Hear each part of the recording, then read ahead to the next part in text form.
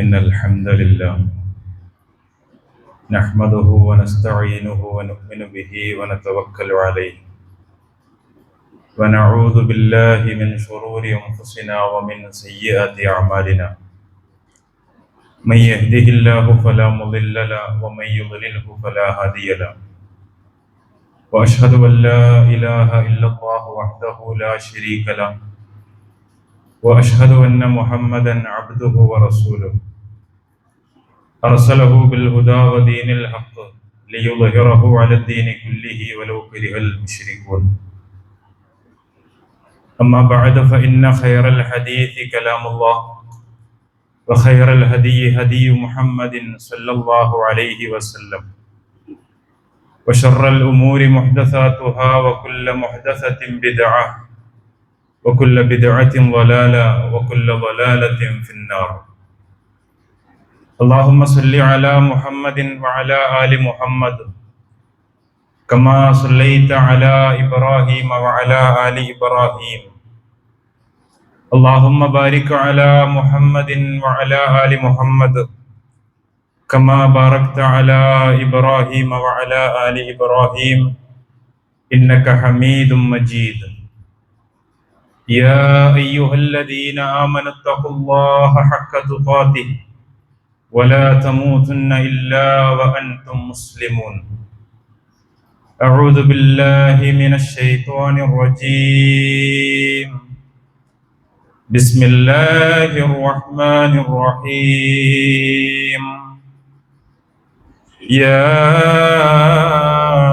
أيها الذين آمنوا قوا أنفسكم وأهليكم نارا وقودها الناس والحجارة عليها ملائكة غلاظ شداد لا يعصون الله ما أمرهم ويفعلون ما يؤمرون. സമാദരണീയരായ സത്യവിശ്വാസികളെ, വിശ്വാസിനികളെ, പരമദയാലുവും കരുണാനിധിയുമായ അല്ലാഹുവിന്റെ ആജ്ഞകളും നിർദ്ദേശങ്ങളും വിധിവിലക്കുകളും പരമാവധി ജീവിതത്തിൽ പാലിക്കണമേ എന്ന് സ്വന്തത്തോടെന്ന പോലെ ഓരോരുത്തരെയും ഉണർത്തുകയാണ്, വസിയത്ത് ചെയ്യുകയാണ്. അർഹമുറാഹിമീനായ റബ്ബ് അവന്റെ സച്ചരിതരായ ദാസരിൽ നമ്മേവരെയും ഉൾപ്പെടുത്തി അനുഗ്രഹിക്കുമാറാകട്ടെ. മനുഷ്യകുലത്തിന് ആകമാനം സത്യാസത്യങ്ങളെ വ്യവച്ഛേദിച്ച് മനസ്സിലാക്കുവാനും ഒരിക്കലും പിഴവ് സംഭവിക്കരുത് എന്നുള്ള ആവശ്യപ്രകാരവുമാണ് പരിശുദ്ധ ഖുർആൻ അവതീർണമായിട്ടുള്ളത്. പരിശുദ്ധ ഖുർആനിനെ മനുഷ്യർ സമീപിക്കുന്ന വിധങ്ങൾ പലതരത്തിലാണ് എന്നുള്ളതാണ് നാം കണ്ടുവരുന്ന വസ്തുതകൾ. പരിശുദ്ധ ഖുർആനിനെ ഒരു മഹാസമുദ്രത്തോട് ഉപമിക്കുകയാണ് എങ്കിൽ മനുഷ്യർ സാധാരണഗതിയിൽ സമുദ്രത്തെ നോക്കിക്കാണുന്നത് പോലെ പരിശുദ്ധ ഖുർആനെയും വ്യത്യസ്ത തലങ്ങളിൽ അതിനെ വായിക്കുവാനും നോക്കിക്കാണുവാനും മനുഷ്യർ തയ്യാറാകുന്നു എന്നുള്ളതാണ്. വല്ലപ്പോഴും സമുദ്രങ്ങളെ കാണുന്ന, സമുദ്രങ്ങൾ സന്ദർശിക്കുന്ന ബീച്ചുകളിൽ പോകുന്ന ആളുകൾ, അതിൽ പലതരം ആളുകൾ ഉണ്ടാകും. ചില ആളുകൾ വിദൂരത്ത് നിന്നും ആർത്ത് അലക്കുന്ന കടലിനെ നോക്കിക്കണ്ടുകൊണ്ട് മാത്രം തിരികെ പോകുന്ന ആളുകൾ. മറ്റു ചില ആളുകൾ കുറച്ചുകൂടി കടലിനെ സമീപിച്ചുകൊണ്ട് അവരുടെ കാൽപാദങ്ങൾ നനയാൻ പാകത്തിന് ഇറങ്ങി നിൽക്കുന്ന പല ആളുകൾ.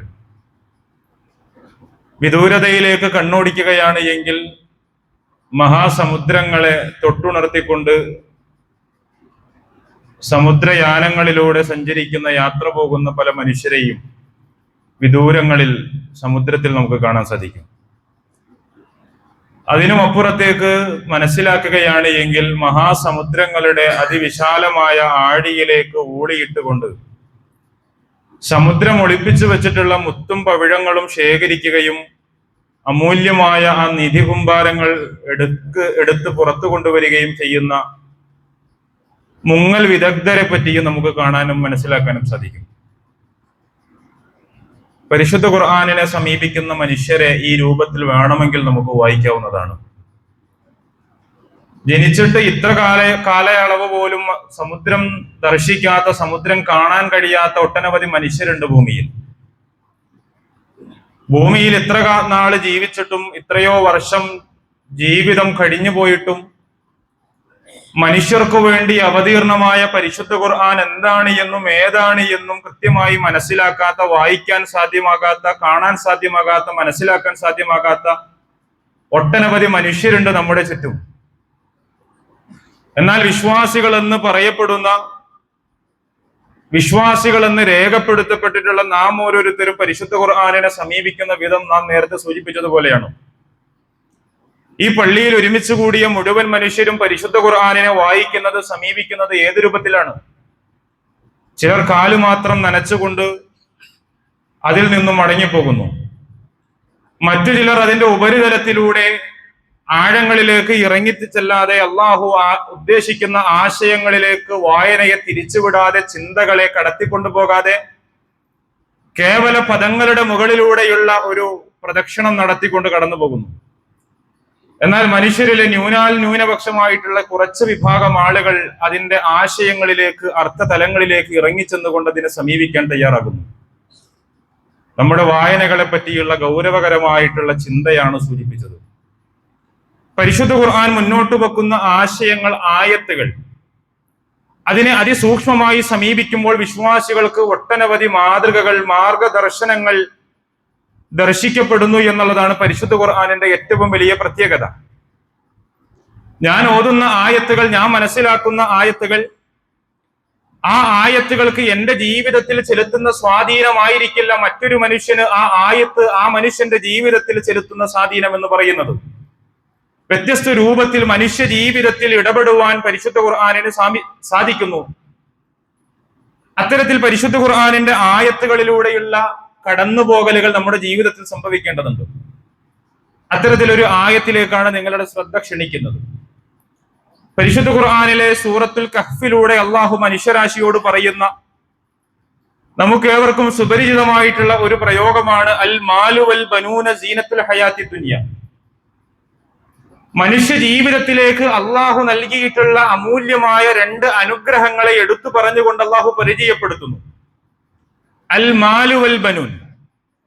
മനുഷ്യ, നിന്റെ ജീവിതത്തിലേക്ക് നിന്റെ രക്ഷിതാവ് നൽകിയിട്ടുള്ള നിന്റെ സന്താനവും നിന്റെ സമ്പാദ്യവും സീനത്തുൽ ഹയാത്തി ദുനിയ, ഈ മരണം വരെ നീ ജീവിക്കുന്ന ഈ ജീവിത കാലയളവുകളിലേക്ക് നിനക്ക് വേണ്ടുന്ന അലങ്കാരമാകുന്നു ഇവ രണ്ടും.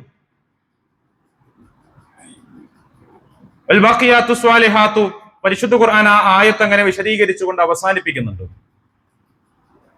നാം ചർച്ച ചെയ്യുന്നത്, നാം പറയാൻ ഉദ്ദേശിക്കുന്നത് ഈ ആദ്യത്തെ ഭാഗമാണ്. നമ്മുടെ സന്താനത്തെയും നമുക്ക് അള്ളാഹു നൽകിയിട്ടുള്ള നമ്മുടെ വിഭവത്തെയും അള്ളാഹു കാണുന്നത്, അല്ലെങ്കിൽ അള്ളാഹു പരിചയപ്പെടുത്തുന്നത് അലങ്കാരമായി കൊണ്ടാണ്. അപ്പോൾ അലങ്കാരത്തെ പറ്റി നമ്മളൊന്ന് ആലോചിക്കണം. ഈ പള്ളിയിലേക്ക് കടന്നു വരാൻ വേണ്ടി, ഈ ജുമാ നമസ്കാരത്തിന് പങ്കെടുക്കാൻ വേണ്ടി നാം വീട്ടിൽ നിന്നിറങ്ങിയപ്പോൾ എന്തെങ്കിലുമൊക്കെ അലങ്കാരം നാം എടുത്ത് അണിഞ്ഞിട്ടുണ്ടാകാം. ഒരുപക്ഷെ നമ്മുടെ വാച്ചായിരിക്കാം, ഒരുപക്ഷെ നാം മുഖത്ത് പുരട്ടുന്ന മറ്റെന്തെങ്കിലും ഉപകരണങ്ങളായിരിക്കാം, മറ്റ് ലോഷനുകളോ ക്രീമുകളോ അങ്ങനെ തുടങ്ങി പലതരത്തിലുള്ളതായിരിക്കാം. സ്ത്രീകളാണ് എങ്കിൽ കുറച്ചുകൂടി വിപുലമായിട്ടുള്ള ആ ഭാഗം അങ്ങോട്ട് നീണ്ടുപോകുന്നതാണ്. എന്നാൽ ഈ അലങ്കാരത്തിന് കൃത്യമായിട്ടുള്ള പ്രത്യേകതകൾ നമ്മുടെ ജീവിതത്തിൽ ഉണ്ട് എന്ന് നമ്മൾ മനസ്സിലാക്കണം. അതൊരു സത്യമാണ്. അലങ്കാരം അനിയന്ത്രിതമായി ജീവിതത്തിൽ ഉപയോഗിക്കുകയാണ് എങ്കിൽ, കടന്നു വരികയാണ് എങ്കിൽ, ആ അലങ്കാരത്തെ നമ്മൾ അലങ്കോലം എന്നാണ് വിളിക്കാറുള്ളത്. കൃത്യമായ അളവിലും തോതിലും ആ സാഹചര്യത്തിലും ഉപയോഗിക്കുമ്പോഴാണ് അലങ്കാരമായി നമ്മുടെ ജീവിതത്തിൽ അനുഭവപ്പെടുകയുള്ളൂ. വേണ്ടപ്പെട്ട ഒരു മനുഷ്യന്റെ മരണവാർത്ത അറിഞ്ഞുകൊണ്ട് ഇറങ്ങിത്തിരിക്കുന്ന ഒരു മനുഷ്യൻ വലിയ ആഭരണങ്ങളും അത്തരത്തിലുള്ള അലങ്കാരങ്ങളും എടുത്തണിഞ്ഞിറങ്ങി പോവുകയാണ് എങ്കിൽ ഔചിത്യമില്ലേ എന്ന് ചോദിച്ചുകൊണ്ട് അതിൽ നിന്ന് പിന്തിരിപ്പിക്കാൻ സാമാന്യ ബുദ്ധിയുള്ള മനുഷ്യൻ തയ്യാറാകും. അപ്പൊ സാഹചര്യത്തിന് അനുസരിച്ച് കൃത്യമായ അളവിൽ അത് പ്രയോഗിക്കുമ്പോഴാണ് നമ്മുടെ ജീവിതത്തിൽ അത് അലങ്കാരമായി അനുഭവപ്പെടുകയുള്ളൂ. അതിനപ്പുറത്തേക്ക് കടക്കുകയാണ് എങ്കിൽ അത് മഹാ അലമ്പായിരിക്കും, അലങ്കോലമായിരിക്കും. അലങ്കാരത്തിന് വേറൊരു പ്രത്യേകതയുണ്ട്. എത്രയൊക്കെ കഷ്ടപ്പെട്ടാണ് ആ അലങ്കാരം ജീവിതത്തിലേക്ക് സ്വീകരിക്കുന്നത് എങ്കിലും ഒരു നിശ്ചിത സമയം കഴിഞ്ഞാൽ ആ അലങ്കാരം ഊരിവെക്കേണ്ടി വരും, എടുത്തു മാറ്റേണ്ടി വരും, അടിച്ചു വെക്കേണ്ടി വരും. സദാസമയത്ത് അണിഞ്ഞുകൊണ്ടിരിക്കുന്നതാണ് അലങ്കാരമെങ്കിൽ അതിലൊരു കൗതുകം മനുഷ്യനുണ്ടാവുകയില്ല. വല്ലപ്പോഴും അത് അനുഭവിക്കുമ്പോഴാണ്, അണിയുമ്പോഴാണ് അതൊരു അലങ്കാരമായി ജീവിതത്തിൽ അനുഭവപ്പെടുകയുള്ളൂ. പറഞ്ഞു വരുന്നത് പരിശുദ്ധ ഖുർആൻ സന്താനത്തെയും സമ്പാദ്യത്തെയും ഉപമിച്ച ആ ഒരു ഉപമക്ക് വിശ്വാസികളുടെ ജീവിതത്തിൽ അനൽപമായ പങ്കുണ്ട്, സ്വാധീനമുണ്ട് എന്ന് നമ്മൾ തിരിച്ചറിയണം. അള്ളാഹു നമ്മുടെ ജീവിതത്തിലേക്ക് നൽകിയിട്ടുള്ള നമ്മുടെ സന്താനങ്ങൾ, പലപ്പോഴും നമ്മുടേതെന്ന് നമ്മൾ കരുതുന്ന നമ്മുടെ സന്താനങ്ങൾ, അതേപോലെ തന്നെ നമ്മുടെ സമ്പാദ്യങ്ങൾ, കൃത്യമായി ആ വിഷയത്തിൽ ഒരു ജാഗ്രത, ഒരു ഗൗരവം നമ്മുടെ ജീവിതത്തിൽ ഉണ്ടാക്കണം. നമ്മുടെ സന്താനങ്ങളെ സംബന്ധിച്ചിട്ടുള്ള കൃത്യമായ ആലോചനകൾ നമ്മുടെ ജീവിതത്തിൽ ഉണ്ടാകണം. ആധുനിക കാലഘട്ടം എന്ന് പറയുന്നത് വല്ലാത്ത പ്രയാസങ്ങൾക്ക് നടുവിലൂടെയാണ് കടന്നു പോകുന്നത്. ഒരു 20 വർഷങ്ങൾക്ക് മുൻപ് ജീവിച്ചിരുന്ന മനുഷ്യർ അഭിമുഖീകരിക്കുന്ന പ്രയാസങ്ങളല്ല, ബുദ്ധിമുട്ടുകളല്ല 25 വർഷങ്ങൾക്ക് ഇപ്പുറത്ത് ഈ കാലഘട്ടത്തിലെ മനുഷ്യർ അനുഭവിച്ചുകൊണ്ടിരിക്കുന്നത്. പ്രത്യേകിച്ച് യുവാക്കൾ അല്ലെങ്കിൽ കൗമാരക്കാരായിട്ടുള്ള ആളുകൾ, മക്കൾ, ആൺ പെൺ വ്യത്യാസമില്ലാതെ വല്ലാത്ത പ്രയാസങ്ങളിലേക്ക്, ബുദ്ധിമുട്ടുകളിലേക്ക് ആധുനിക സമൂഹം നീങ്ങിക്കൊണ്ടിരിക്കുന്ന കാലമാണ് കടന്നുപോയിക്കൊണ്ടിരിക്കുന്നത്. അവിടെ വിശ്വാസികൾക്ക് കയ്യും കെട്ടി നോക്കിയിരിക്കാനുള്ള ഒരു സാഹചര്യവും അല്ലാഹു സുബ്ഹാനഹു വ തആല മുന്നിൽ വെക്കുന്നില്ല എന്ന് കൃത്യമായി നമ്മൾ വായനക്ക് വിധേയപ്പെടുത്തേണ്ടതുണ്ട്. ആമുഖമായി നിങ്ങളെ കൽപ്പിച്ച വചനം പരിശുദ്ധ ഖുർആൻ ആ ഭാഗം അടി വരയിട്ടുകൊണ്ട് നമ്മോട് പറയുകയാണ്. ഓരോ വിശ്വാസിക്കും, ഓരോ സത്യവിശ്വാസിക്കുമുള്ള ദൗത്യത്തെ പറ്റി അല്ലാഹു സുബ്ഹാനഹു വ തആല വളരെ കൃത്യമായി അവരെ പഠിപ്പിക്കുകയാണ്. യാ അയ്യുഹല്ലദീന ആമനു, അല്ലയോ സത്യവിശ്വാസികളെ, ഖു അൻഫുസകും വ അഹ്ലീകും നാറ, ഒരു മനുഷ്യന് അവന്റെ ജീവിതത്തിൽ ലഭ്യമാകുന്ന ഏറ്റവും സുപ്രധാനമായ ഉത്തരവാദിത്തത്തെ പറ്റിയാണ് അള്ളാഹു പഠിപ്പിക്കുന്നത്. ഒന്നാമതായി അള്ളാഹു പറയുന്നു ഖു അൻഫുസകും വ അഹ്ലീകും നാറ. പലപ്പോഴും മനുഷ്യർ തെറ്റിദ്ധരിക്കപ്പെട്ടുകൊണ്ടിരിക്കുന്ന ഒരു കാര്യമാണ് മക്കൾ എന്ന് പറയുന്നത്. ദീർഘവർഷങ്ങൾ പ്രവാസ ലോകത്ത് ചിലവഴിച്ചുകൊണ്ട് മടങ്ങി വരുന്ന ആളുകളോട് ചോദിക്കുകയാണ്, എന്തിനാണ് ഇങ്ങനെ കഷ്ടപ്പെടുന്നത്? ഇനിയെങ്കിലും ഒന്ന് തിരികെ വന്ന് നാട്ടിൽ എന്തെങ്കിലും ഒരു കച്ചവടവുമായി കൊണ്ട് തുടർന്നാൽ പോരെ എന്ന് ചോദിക്കുമ്പോൾ പലപ്പോഴും ആളുകൾ പറയുന്ന മറുപടി എന്നുള്ളത് മക്കൾക്ക് വേണ്ടിയാണ്. മക്കൾ എവിടെയും എത്തിയിട്ടില്ല, സന്താനങ്ങൾ എവിടെയും എത്തിയിട്ടില്ല. അവർക്കു വേണ്ടി ജീവിതം ഹോമിക്കുകയും നല്ല കാലം മുഴുവനും അവർക്കു വേണ്ടിയുള്ള അധ്വാനങ്ങൾക്ക് വേണ്ടി മാറ്റിവെക്കുകയും ജീവിക്കാൻ മറന്നു പോവുകയും ചെയ്യുന്ന എത്ര ഉപ്പമാരെയാണ്, ഉമ്മമാരെയാണ് നമ്മൾ വായിച്ചു കൊണ്ടിരിക്കുന്നത്, കണ്ടുകൊണ്ടിരിക്കുന്നത്. അള്ളാഹുവിന് പറയാനുള്ളത്, പരിശുദ്ധ ഖുർആനിന്റെ കലാം പറയാനുള്ളത്, അത്തരത്തിലുള്ള ഒരു ത്യാഗം വിശ്വാസ കാര്യത്തിൽ മനുഷ്യർക്ക് ഉണ്ടാകരുത്. ഒന്നാമതായി അള്ളാഹു പറയുന്നു ഖു അൻഫുസകും, നിങ്ങളെ തന്നെ നിങ്ങൾ സംരക്ഷിക്കണം. ഒന്നാമതായി എന്തിൽ നിന്നാണ് സംരക്ഷിക്കേണ്ടത്? നരകത്തീയിൽ നിന്നുമാണ് നിങ്ങളെ മോചിപ്പിക്കേണ്ടത്. യാ അയ്യുഹല്ലദീന ആമനു ഖു അൻഫുസകും വ അഹ്ലീകും നാറ, നിങ്ങളുടെ സ്വദേഹങ്ങളെയും പിന്നീട് നിങ്ങളുടെ കുടുംബങ്ങളെയും നരകത്തീയിൽ നിന്നും നിങ്ങൾ മോചിപ്പിക്കണം. വലിയ ദൗത്യമാണത്, വലിയ ദൗത്യമാണത്. മക്കൾക്ക് ചിലവിന് നൽകുക എന്നുള്ളത് പിതാവിന്റെ, കുടുംബനാഥന്റെ, ഗൃഹനാഥന്റെ ഉത്തരവാദിത്തമാണത്. ഏറ്റവും ഭംഗിയായി നമ്മളത് നമ്മുടെ ജീവിതത്തിൽ നിറവേറ്റി പോകുന്നുണ്ട്. നമുക്ക് പട്ടിണിയാണ് എങ്കിലും, നമുക്ക് സുഭിക്ഷത ഇല്ല എങ്കിലും നമ്മുടെ സന്താനങ്ങൾ, മക്കൾ, മകൾ, മകൻ, നമ്മുടെ ദാരിദ്ര്യവും നമ്മുടെ ഇല്ലായ്മയും നാം അറിയിച്ചിട്ടില്ല. പലപ്പോഴും അവർക്ക് ആവശ്യമുള്ള ഉപകരണങ്ങൾ എത്തിച്ചു നൽകുന്ന വിഷയത്തിൽ അണുകിട പുറകോട്ട് പോകാൻ നമ്മൾ തയ്യാറല്ല. നമ്മുടെ ജീവിതത്തിൽ വളരെ പഴയ രൂപത്തിലുള്ള ഉപകരണങ്ങളാണ്, മൊബൈൽ ഫോണുകളാണ്, ലാപ്ടോപ്പുകളാണ് നാം ഉപയോഗിക്കുന്നത് എങ്കിൽ പോലും നമ്മുടെ മക്കളുടെ ആവശ്യങ്ങൾക്ക് ഏറ്റവും മുന്തിയത് തന്നെ വാങ്ങിക്കൊടുക്കാൻ നമുക്ക് ജീവിതത്തിൽ സാധിച്ചിട്ടുണ്ട്.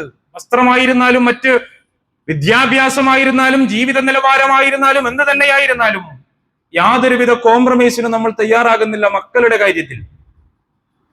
എന്നാൽ അവരെ ഈ നരകത്തിയിൽ നിന്നും മോചിപ്പിക്കുവാൻ സാധിക്കുന്ന അള്ളാഹു നമുക്ക് ഓരോരുത്തർക്കും നൽകിയിട്ടുള്ള ഈ മഹാ ഉത്തരവാദിത്വം നിറവേറ്റുന്നതിനു വേണ്ടി സന്താനങ്ങൾക്ക് എന്താണ് വാങ്ങി നൽകാൻ നമുക്ക് സാധിച്ചിട്ടുള്ളത് നമ്മൾ ആലോചിക്കണ്ടേ എപ്പോഴെങ്കിലും? പരിശുദ്ധ ഖുർആൻ ആ ഭാഗം പറയുന്നത് വല്ലാത്ത ആശങ്ക മുൻനിർത്തിക്കൊണ്ടാണ്. നിങ്ങൾ നിങ്ങളെയും നിങ്ങളുടെ കുടുംബങ്ങളെയും സംരക്ഷിക്കണം. എങ്ങനെയുള്ള തീയിൽ നിന്നോ? ഏറ്റവും ഗൗരവകരമായ ആശങ്ക പങ്കുവെച്ചുകൊണ്ട് പരിശുദ്ധ ഖുർആൻ പറയുകയാണ്, നിങ്ങൾ സംരക്ഷിക്കേണ്ടുന്ന ആ തീയുണ്ടല്ലോ, ആ തീയുടെ പ്രത്യേകത അതിൽ എരിക്കപ്പെടുന്നത്, അതിന്റെ ഇന്ധനം എന്ന് പറയുന്നത് മനുഷ്യരും കല്ലുകളുമാണ് കേട്ടോ. ഭൗതിക ലോകത്തെ തീ, നാം നമ്മുടെ വീട്ടിൽ ഉപയോഗിക്കുന്ന തീ കെടുത്താൻ ഉപയോഗിക്കുന്നതാണ് മണൽ പോലുള്ള മണ്ണ്. അള്ളാഹു പറയുന്നു ആ തീയുടെ പ്രത്യേകത, ആ തീയുടെ ഇന്ധനമായി വർത്തിക്കുന്നത് പാറകളാണ്, കല്ലുകളാണ്. കല്ലിട്ടാൽ ആളിക്കത്തും, ആ തീയുടെ കാഠിന്യം കൂടും. ഭൂമിയിലെ തീ അപേക്ഷിച്ച് വലിയ വ്യത്യാസമാണ് അള്ളാഹുവിന്റെ പക്കലുള്ള തീക്ക് ഉള്ളത് എന്ന് വിശ്വാസികളെ ഗൗരവപ്പെടുത്തിക്കൊണ്ടാണ് ആ ആയത്ത് അങ്ങനെ കടന്നുപോയിക്കൊണ്ടിരിക്കുന്നത്.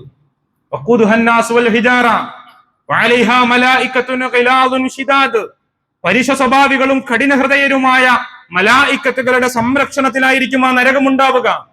അള്ളാഹുവിന്റെ കൽപ്പനകൾക്കൊന്നും വിരോധം നിൽക്കാതെ, വിഘാതം സൃഷ്ടിക്കാതെ ആ കൽപ്പനകൾ യഥാവിധി പാലിക്കുന്ന സർവശക്തരായ പരുഷ സ്വഭാവികളായ മലക്കുകളുടെ സംരക്ഷണത്തിൽ നിൽക്കുന്ന ആ നരകത്തിയിൽ നിന്നും നിങ്ങളെയും നിങ്ങളുടെ സന്താനങ്ങളെയും നിങ്ങൾ സംരക്ഷിക്കണം കേട്ടോ എന്ന് പരിശുദ്ധ ഖുർആനിന്റെ കൽപ്പനയായി, വിശ്വാസികൾക്കുള്ള മുന്നറിയിപ്പായി, ബാധ്യതയായി പരിശുദ്ധ ഖുർആൻ അടിവരയിട്ടുകൊണ്ട് പറഞ്ഞു പോകുന്നുണ്ട്. ഗൗരവകരമായ ആലോചനകൾ നമ്മുടെ ജീവിതത്തിൽ ഉണ്ടാകണം. സൂറത്തുൽ മുനാഫിഖൂനിലൂടെയും അല്ലാഹു സുബ്ഹാനഹു വ തആല വിശ്വാസികളെ ഉണർത്തുന്നുണ്ട്. യാ അയ്യുഹല്ലദീന ആമനൂ ലാ തുൽഹികും അംവാലുകും വലാ ഔലാദുകും അൻ ദിക്രില്ലാ. മനുഷ്യരെ, വിശ്വാസികളെ, നിങ്ങളുടെ ജീവിതത്തിൽ നിങ്ങൾക്ക് നൽകിയിട്ടുള്ള സന്താനവും സമ്പത്തും അള്ളാഹുവെ പറ്റിയുള്ള സ്മരണകൾ തെറ്റിച്ചു കളയാൻ നിങ്ങൾക്ക് കാരണമായി തീരരുത്. ജമാഅത്ത് നമസ്കാരങ്ങൾക്ക് നമുക്ക് ഇങ്ങോട്ടേക്ക് എത്താൻ കഴിയുന്നില്ല. മറ്റ് ഇബാദത്തുകൾ അനുഷ്ഠിക്കുന്നതിന് നമുക്ക് അത്തരം ഇബാദത്തുകൾ ഏറ്റെടുക്കുന്നതിന് സമയം കിട്ടുന്നില്ല. എന്താണ് പറയാനുള്ള കാരണം? സമ്പത്തിനു വേണ്ടിയിട്ടുള്ള ഓട്ടമാണ്, മക്കളുടെ പഠനകാര്യങ്ങൾക്ക് വേണ്ടിയുള്ള ഓട്ടമാണ്, ജീവിത നിലവാരങ്ങൾ കുറച്ചുകൂടി അഭിവൃദ്ധിപ്പെടുത്തുന്നതിനു വേണ്ടിയുള്ള ഓട്ടപ്പാച്ചിലുകളാണ് എന്റെയും നിങ്ങളുടെയും നമ്മുടെയും ജീവിതത്തിൽ. അള്ളാഹുവെ പറ്റിയുള്ള സ്മരണകൾ നിലനിർത്തേണ്ടുന്ന സമയത്ത് അവയിൽ നിന്നും നമ്മളെ തെറ്റിച്ചു കളയുന്നത് ഈ രണ്ട് കാര്യങ്ങളാണ് എന്നുള്ളത് ഗൗരവകരമായി നമ്മൾ ആലോചിക്കണ്ടേ? എന്തുകൊണ്ട് നമുക്ക് ജമാഅത്ത് നമസ്കാരങ്ങളിലേക്ക് ഓടിയെത്താൻ കഴിയുന്നില്ല? നമ്മൾ ആലോചിക്കണം. എന്തുകൊണ്ട് ഫർള് നമസ്കാരങ്ങൾക്ക് അനന്തരം കടന്നു വരുന്ന സുന്നത്ത് നമസ്കാരങ്ങൾ മനസ്സിരുന്നുകൊണ്ട്, മനസ്സ് തുറന്നുകൊണ്ട് അള്ളാഹുവോട് സംസാരിക്കുവാൻ, മുനാജാത്ത് നടത്തുവാൻ നമുക്ക് സാധിക്കുന്നില്ല? നമുക്ക് തിരക്കാണ്. അള്ളാഹു എത്ര കൃത്യമായി കൊണ്ടാണ് ആ ഭാഗം പറയുന്നത്. അള്ളാഹുവെ സ്മരിക്കുന്ന വിഷയത്തിൽ നിങ്ങളുടെ സന്താനവും നിങ്ങളുടെ സമ്പത്തും നിങ്ങൾക്കൊരു തടസ്സമായി കടന്നു വരരുത്. എങ്ങാനും കടന്നു വരികയാണ് എങ്കിൽ അപ്രകാരം ആരെങ്കിലും പ്രവർത്തിക്കുകയാണ് എങ്കിൽ മനസ്സിലാക്കിക്കോ, അവരാണ് നഷ്ടക്കാരായിട്ടുള്ള ആളുകൾ. വളരെ കൃത്യതയോടുകൂടി അള്ളാഹു കാര്യങ്ങൾ വിശദീകരിക്കുന്നുണ്ട്. നമ്മുടെ സന്താനങ്ങളെ പറ്റിയുള്ള ആലോചനകൾ ഉണ്ടാകണം. നമ്മെ മറന്നുകൊണ്ടാകരുത് എന്നുള്ള ഓർമ്മപ്പെടുത്തലാണ് പരിശുദ്ധ ഖുർആൻ നൽകുന്നത്. നമ്മുടെ മക്കൾക്ക് വേണ്ടിയിട്ടുള്ള വിഭവങ്ങൾ നമ്മൾ ഒരുക്കി നൽകണം. അവർക്ക് വേണ്ടി നൽകുന്ന വിഷയത്തിൽ കൃത്യമായിട്ടുള്ള പരിശോധനകൾ നമ്മുടെ ജീവിതത്തിൽ ഉണ്ടാകേണ്ടതുണ്ട്. എന്തെങ്കിലും കൊണ്ടുവന്ന് നൽകുന്നതല്ല പിതാവിന്റെ ദൗത്യമെന്ന് നമ്മൾ മനസ്സിലാക്കണം. കാണുമ്പോൾ തല്ലുന്നതല്ല പിതാവിന്റെ ദൗത്യമെന്ന് നമ്മൾ മനസ്സിലാക്കണം. കാണുമ്പോൾ ശക്തമായ ഭാഷയിൽ ഉപദേശിക്കുന്നതല്ല പിതാവിന്റെ ദൗത്യമെന്ന് നമ്മൾ മനസ്സിലാക്കേണ്ടതുണ്ട്. പിതാവിന് കൃത്യമായ ദൗത്യം മക്കളുടെ ജീവിതത്തിൽ ഉണ്ടാകേണ്ടതുണ്ട്. ഒരു മരം നമ്മൾ നടുകയാണ് എങ്കിൽ വില കൂടിയ ഒരു മരം നഴ്സറിയിൽ നിന്നും വാങ്ങി നമ്മുടെ പറമ്പിൽ നമ്മൾ കൊണ്ടുവന്ന് നടുകയാണ് എങ്കിൽ എത്രമാത്രം ശ്രദ്ധ ആ വിഷയത്തിൽ നമ്മൾ കൊടുക്കും?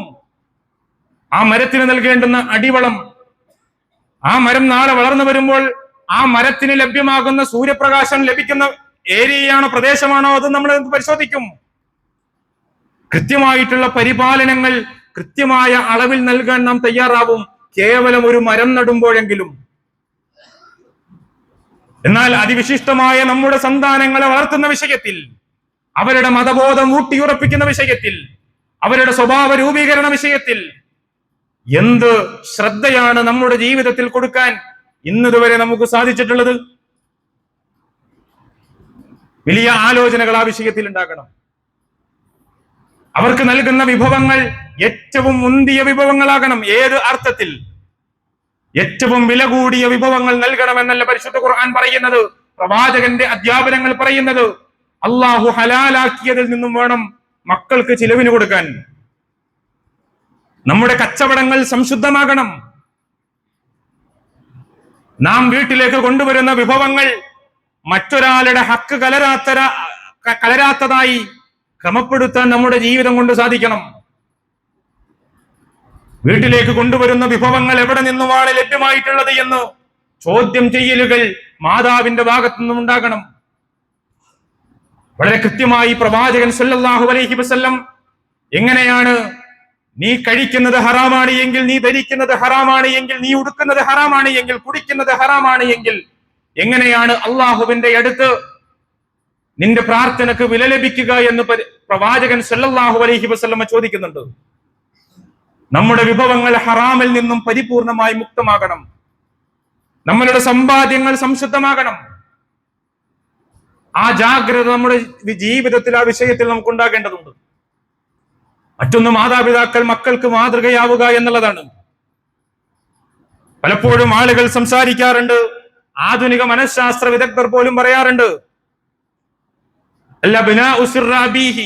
മക്കൾ എന്ന് പറയുന്നത് പിതാവിന്റെ രഹസ്യമാണ്. നിങ്ങളുടെ സ്വഭാവം പറഞ്ഞു തരികയാണ് എങ്കിൽ നിങ്ങളുടെ മക്കളുടെ സ്വഭാവം അങ്ങോട്ട് പറഞ്ഞു തരാമെന്ന് മനഃശാസ്ത്ര വിദഗ്ധർക്ക് സാധ്യമാണിന്ന്. ഏത് രൂപത്തിലാണോ നമ്മുടെ സ്വഭാവം രൂപീകൃതമായിട്ടുള്ളത് അതിന്റെ ഒരു പകർപ്പ് മാത്രമാണ് നമ്മുടെ സന്താനങ്ങൾ. ഈ കാലഘട്ടത്തിൽ മക്കൾ അനുഭവിക്കുന്ന ഏറ്റവും വലിയ പ്രതിസന്ധി അതാണ്. എന്തിനേയും ക്യാച്ച് ചെയ്യുകയും അതിനെ അവരുടെ ജീവിതത്തിൽ പകർത്താൻ ശ്രമിക്കുകയും ചെയ്യുന്ന പ്രവണതയാണ് കുട്ടികളുടെ ജീവിതത്തിലേക്ക് കടന്നു വരുന്നത്. അവർ ടിവികളിലൂടെയും റീലുകളിലൂടെയും സോഷ്യൽ മീഡിയകളിലൂടെയും കാണുന്ന വ്യക്തികളെ അവർ അവരുടെ ജീവിതത്തിലേക്ക് പറിച്ചു നടാൻ കാണിക്കുന്ന വ്യഗ്രത കടന്നു വരുന്നത് ഈ ആളുകളെ പകർത്താനുള്ള ഈ മനോഭാവത്തിൽ നിന്നാണ്. പലപ്പോഴും ഉപ്പമാർ പറയും, എന്റെ മക്കൾ നന്നാകണം, എന്റെ മക്കൾ നന്നാകണം. എത്ര ഉപ്പമാർക്ക് പറയാൻ കഴിയും, എന്റെ മകൻ, എന്റെ മകൾ എന്നെ പോലെയാകണമെന്ന് എത്ര ഉപ്പമാർക്ക് ആത്മാർത്ഥതയോടുകൂടി പറയാൻ സാധിക്കും? നമ്മളുടെ മക്കൾക്ക് മാതൃകകളായി നമ്മുടെ ജീവിതത്തിൽ വർത്തിക്കാൻ നമുക്ക് നമ്മുടെ ജീവിതത്തിൽ സാധിക്കേണ്ടതുണ്ട്. നമ്മുടെ സംസാരങ്ങളെ ആ രൂപത്തിൽ ക്രമപ്പെടുത്താൻ നമുക്ക് സാധിക്കുന്നുണ്ടോ? നമ്മുടെ നോട്ടങ്ങളെ, നമ്മുടെ ഇടപാടുകളെ, നമ്മുടെ നിലപാടുകളെ ആ രൂപത്തിൽ ക്രമപ്പെടുത്തി കൊണ്ടുപോകുവാൻ ഏതൊരു മനുഷ്യനും നോക്കിക്കണ്ടാൽ സംശുദ്ധമാണ് എന്ന് മനസ്സിലാകുന്ന രൂപത്തിൽ നമ്മുടെ ജീവിതത്തെ ക്രമപ്പെടുത്തുവാൻ ഉപ്പമാർക്ക്, ഉമ്മമാർക്ക് അവരുടെ ജീവിതത്തിൽ സാധ്യമാകുന്നുണ്ടോ നമ്മൾ പരിശോധിക്കണ്ടേ?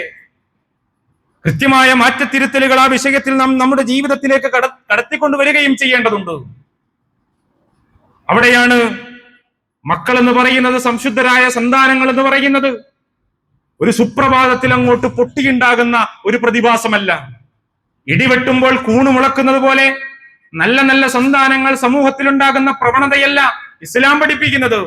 സ്വസ്ഥമായ കുടുംബത്തിൽ നിന്നു, സ്വസ്ഥമായ സമൂഹത്തിൽ നിന്നു, സംശുദ്ധമായ ഉപ്പയിൽ നിന്നും ഉമ്മയിൽ നിന്നും ഉത്ഭുതമാകുന്ന ഒരു പ്രതിഭാസമാണ് സ്വാലിഹായ സന്താനമെന്ന് പ്രവാചകൻ സല്ലല്ലാഹു അലൈഹി വസല്ലമും പരിശുദ്ധ ഇസ്ലാമും നമ്മെ പഠിപ്പിക്കുന്നുണ്ട്. ഒരു നല്ല സന്താനത്തെയാണ് ആഗ്രഹിക്കുന്നത് എങ്കിൽ കൃത്യമായി അതിനു വേണ്ടിയിട്ടുള്ള തയ്യാറെടുപ്പുകൾ വിവാഹതലം മുതൽ തന്നെ ആരംഭിക്കണമെന്ന് പ്രവാചകൻ സല്ലല്ലാഹു അലൈഹി വസല്ലം വിശ്വാസികളോടായിക്കൊണ്ട് ഉണർത്തുന്നുണ്ട്. ഉമർ ഇബ്നുൽ ഖത്താബ് റളിയല്ലാഹു അൻഹു തന്റെ മുന്നിൽ കടന്നു വന്നിട്ടുള്ള ഉപ്പയെ അനുസരിക്കാത്ത മകന് നൽകുന്ന ഉപദേശത്തിൽ ഉപ്പക്കാണ് ഉപദേശമായി നൽകിക്കൊണ്ട് ആ ഭാഗം അവിടെ, ആ ചരിത്രം അവിടെ അവസാനിപ്പിക്കുന്നത്. മക്കളോടുള്ള ബാധ്യത പാലിക്കാൻ നിങ്ങൾക്കാണ് കഴിയാതെ പോയത്. ഒരു നല്ല ഉമ്മയെ നൽകാൻ നിനക്ക് സാധിച്ചിട്ടില്ല, നല്ല പേര് നൽകാൻ നിനക്ക് സാധിച്ചിട്ടില്ല, മതവിദ്യാഭ്യാസം കൃത്യമായി നൽകാൻ നിനക്ക് സാധിച്ചിട്ടില്ല, നിന്റെ ഭാഗത്താണ് തെറ്റ് സംഭവിച്ചിട്ടുള്ളത് എന്ന് ഉപ്പയെ തിരിച്ചു ഉപദേശിക്കുന്ന ഖലീഫ ഉമർ ഇബ്നുൽ ഖത്താബ് റളിയല്ലാഹു അൻഹുവിനെ ചരിത്രത്തിൽ വായിക്കാൻ നമുക്ക് സാധിക്കും. സഹോദരന്മാരെ, സഹോദരിമാരെ, നല്ല അനന്തരം നൽകിക്കൊണ്ട് നമ്മുടെ സന്താനങ്ങളെ വിട്ടേച്ചു പോകുവാൻ നമുക്ക് സാധിക്കണം. ഏറ്റവും ഉത്കൃഷ്ടമായ സ്വഭാവമാകുന്ന അനന്തരം നൽകിക്കൊണ്ട്, അനന്തര സ്വത്ത് നൽകിക്കൊണ്ട് നമ്മുടെ സന്താനങ്ങളിൽ നിന്നും വിട പറയാൻ നമ്മുടെ ജീവിതത്തിൽ നമുക്ക് സാധിക്കേണ്ടതുണ്ട്. മക്കൾ മതമൂല്യമുള്ളവരായി വളർന്നു കഴിഞ്ഞാൽ, മതവിദ്യാഭ്യാസമുള്ളവരായി വളർന്നു കഴിഞ്ഞാൽ, ധാർമ്മിക ബോധത്തോടു കൂടിയുള്ള ജീവിതമാണ് അവർ നയിക്കുന്നത് എങ്കിൽ ആ ജീവിതം കൊണ്ട് ഏറ്റവും അധികം ഗുണം ലഭിക്കുന്ന മനുഷ്യർ ലോകത്ത് ആരാണ് സഹോദരങ്ങളെ? ഒരു പിതാവിന്റെ, ഒരു മാതാവിന്റെ മകൻ, മകൾ ഏറ്റവും ഉത്കൃഷ്ടമായ സ്വഭാവത്തോടു കൂടി ഈ സമൂഹത്തിൽ ജീവിക്കുകയാണ് എങ്കിൽ ആ മകനിലൂടെ, ആ മകളിലൂടെ ഏറ്റവും അധികം നേട്ടം ലഭിക്കുന്ന മനുഷ്യരാരാണ് ഭൂമിയിൽ? അവന്റെ ഉപ്പയും ഉമ്മയുമാണ് എന്നുള്ളതാണ് പ്രവാചകൻ സല്ലല്ലാഹു അലൈഹി വസല്ലം നമ്മെ പഠിപ്പിച്ചിട്ടുള്ളത്. അബൂ ഹുറൈറ റളിയല്ലാഹു അൻഹു ഉദ്ധരിക്കുന്ന ഒരു ഹദീസിന്റെ ചുരുക്കം, സ്വർഗത്തിൽ പ്രവേശിപ്പിക്കപ്പെട്ട ഒരു പിതാവ്, ഒരു മാതാവ് പറയുന്നതായി കൊണ്ടാണ് പറയുന്നത്, ഞങ്ങൾ പ്രവേശിപ്പിക്കപ്പെട്ട സ്വർഗത്തിലല്ല ഉള്ളത്, ഞങ്ങളുടെ ദറജകൾ ഇങ്ങനെ ഉയർന്നുകൊണ്ടിരിക്കുകയാണ്. ഇത്രയും ഉന്നതമായ ഒരു സ്വർഗത്തിലേക്ക് എത്താൻ മാത്രമുള്ള ഒരു പ്രവർത്തനവും ഞങ്ങളുടെ ജീവിത കാലയളവിൽ ഞങ്ങൾ പ്രവർത്തിച്ചിട്ടില്ലല്ലോ. എങ്ങനെയാണ് ഈ ഉത്കൃഷ്ടമായ സ്ഥാനം ഞങ്ങളെ തേടിയെത്തിയത് എന്ന് ചോദിക്കുമ്പോൾ അവരോട് പറയപ്പെടുന്ന മറുപടി എന്നുള്ളത് ബിസ്തിഗ്ഫാരി വലദിക, നിന്റെ മക്കൾ, നിന്റെ മകൻ, നിന്റെ സന്താനം നിനക്ക് വേണ്ടി നൽകുന്ന ഇസ്തിഗ്ഫാർ ഉണ്ടല്ലോ, പാപമോചന പ്രാർത്ഥനയുണ്ടല്ലോ, ആ പാപമോചനമാണ്, ആ ഇസ്തിഗ്ഫാറാണ് നിങ്ങളെ ഇവിടെ എത്തിക്കാനുള്ള മൂലകാരണമെന്ന് പ്രവാചകന്റെ ഹദീസുകളിലൂടെ നമ്മൾ കേൾക്കുകയാണ്. നല്ല സന്താനങ്ങൾ ലഭ്യമായാൽ ഏറ്റവും അധികം ഗുണം ലഭിക്കുന്നത് അവന്റെ ഉപ്പക്ക് തന്നെയാണ്, അവന്റെ ഉമ്മക്ക് തന്നെയാണ് എന്നുള്ള തിരിച്ചറിവോടുകൂടി നമ്മുടെ സന്താനങ്ങളെ ക്രമീകരിക്കാൻ നമുക്ക് സാധിക്കണം. മതമൂല്യങ്ങൾ നൽകാൻ നമുക്ക് സാധിക്കണം. കൃത്യമായ ഉപദേശ നിർദ്ദേശങ്ങൾ പകർന്നു കൊടുക്കാൻ നമുക്ക് സാധിക്കണം. അതിനുമപ്പുറത്ത്, കേവല ഉപദേശങ്ങൾക്കപ്പുറത്ത് സ്വജീവിതം കൊണ്ട് മകനെ ഇങ്ങനെയാണ് നീ ജീവിക്കേണ്ടത്, ഇങ്ങനെയാണ് നീ നിന്റെ ജീവിതത്തിൽ കർമ്മങ്ങളെ ക്രമപ്പെടുത്തേണ്ടത്, ഇങ്ങനെയാണ് നിന്റെ ഉപ്പയോട് നീ സമീപിക്കേണ്ടത്, ഇങ്ങനെയാണ് നിന്റെ ഉമ്മയോട് നീ സമീപിക്കേണ്ടത്, ഇങ്ങനെയാണ് നിന്റെ അയൽവാസിയോട്, കൂട്ടുകാരോട്, ബന്ധുമിത്രാദികളോട് സഹവസിക്കേണ്ടത് എന്ന് സ്വന്തം ജീവിതം കൊണ്ട് പകർന്നു കൊടുക്കാൻ ഉപ്പക്കും ഉമ്മക്കും സാധിക്കുമെങ്കിൽ ഏറ്റവും നല്ല ഉപദേശം ആ ജീവിതം തന്നെയാണ് എന്ന് തിരിച്ചറിഞ്ഞുകൊണ്ട് ആ രൂപത്തിലുള്ള പരിവർത്തനങ്ങൾ, പരിശ്രമങ്ങൾ വിശ്വാസികളുടെ ഭാഗത്തു നിന്നും ഉണ്ടാകേണ്ടതുണ്ട്. അല്ലാഹു സുബ്ഹാനഹു വ തആല ഏറ്റവും ഉത്കൃഷ്ടരായ സന്താനങ്ങളെ കൊണ്ട് അല്ലാഹു നമ്മെ ഏവരെയും അനുഗ്രഹിക്കുമാറാകട്ടെ.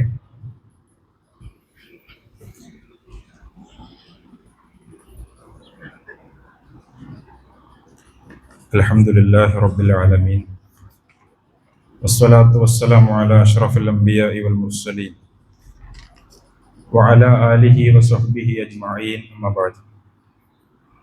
അല്ലാഹുവിന്റെ വിധിവിലക്കുകളെ പരമാവധി ജീവിതത്തിൽ പാലിക്കുകയും അതനുസരിച്ച് ജീവിതത്തെ ക്രമപ്പെടുത്തുകയും ചെയ്യണമേ എന്ന് ഒരിക്കൽ കൂടി ഉണർത്തുകയാണ്, വസിയ്യത്ത് ചെയ്യുകയാണ്. അർഹമുർ റഹീമീനായ റബ്ബ് അവന്റെ സച്ചരിതരായ ദാസരിൽ നമ്മേവരെയും ഉൾപ്പെടുത്തി അനുഗ്രഹിക്കുമാറാകട്ടെ. നമ്മുടെ നാട് മറ്റൊരു തിരഞ്ഞെടുപ്പിന് തയ്യാറെടുത്തുകൊണ്ടിരിക്കുകയാണ്. ഒരു മനുഷ്യൻ വിശ്വാസിയാകുമ്പോൾ തന്നെ ആ മനുഷ്യനിൽ കടന്നു വരേണ്ട 1-2 ക്വാളിറ്റികളെ പറ്റി പരിശുദ്ധ ഖുർആൻ പറയുന്നുണ്ട്. സൂറത്തുൽ ബഖറയിലെ 289 ആയത്തിൽ 269 ആയത്തിൽ മനുഷ്യനിൽ ഉണ്ടാകേണ്ടുന്ന ഏറ്റവും നല്ല ക്വാളിറ്റികളിൽ ഒന്നിനെ പറ്റി അള്ളാഹു പറയുന്നുണ്ട്. യുത്തിൽ ഹിക്മത മൻ യശാ,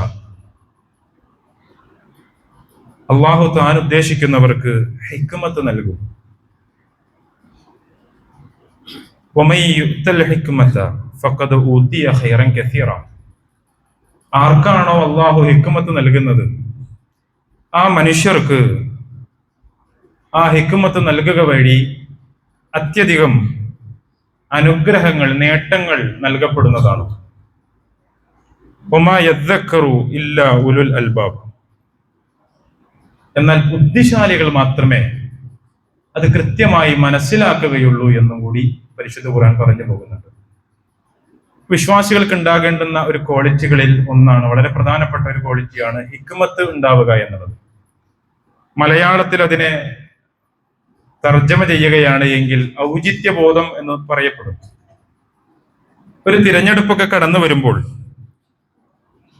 പരസ്പരം വാശിയും മത്സര ബുദ്ധിയോടും കൂടി കാര്യങ്ങളെയൊക്കെ നോക്കിക്കാണുമ്പോൾ ഒരു വിശ്വാസിയുടെ നിലപാട്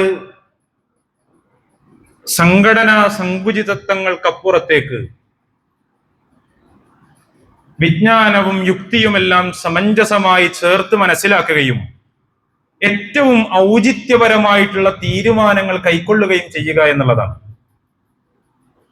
മഹാനായ പണ്ഡിതൻ ഇബ്നുൽ ഖയ്യിം റഹ്മത്തുള്ളാഹി അലൈഹി ഹിക്മത്തിനെ വിശദീകരിക്കുന്നുണ്ട്.